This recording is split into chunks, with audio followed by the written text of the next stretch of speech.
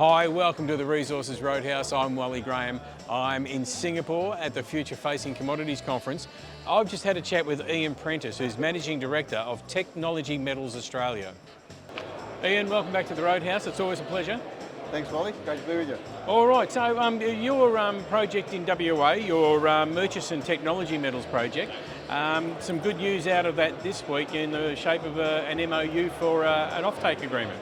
Yeah, exactly. So with an Indian vanadium redox flow battery company called Delectric. So really exciting. So these guys are moving really quickly in I guess, implementing their model of putting a whole lot of batteries out, in, not just in India, but also around the world. They've got batteries going to Europe, batteries going to North America, and they've got an office in Perth. So they're really keen on developing that battery model into Perth. And so they've recognised that they need a whole lot more vanadium to fulfil their strategy. So yeah, it's one of those win-win type of relationships. So yeah, really exciting.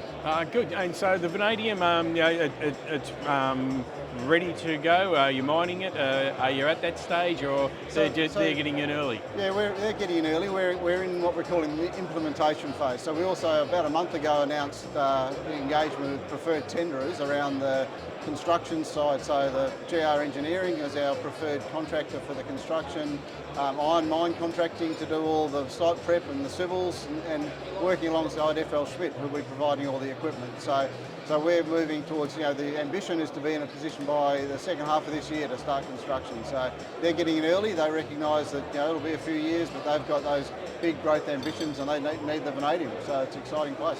So vanadium, some people might look at it as a bit of a boutique commodity, but then again, a few years ago, people were saying that about lithium.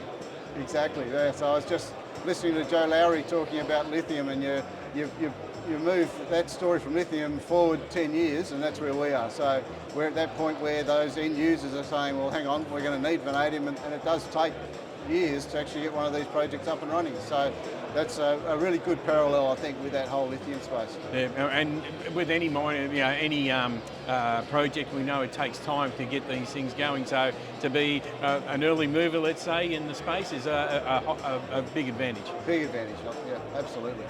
All right. Oh, so what else do we expect to hear from you guys in the next few months?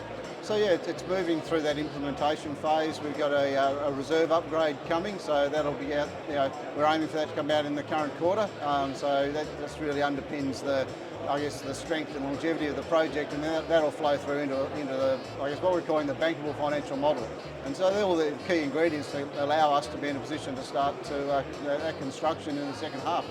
All right. Well, you know where to come when that story needs to be told, and we'll be waiting for a knock on the door. Fantastic. Thanks, Wally.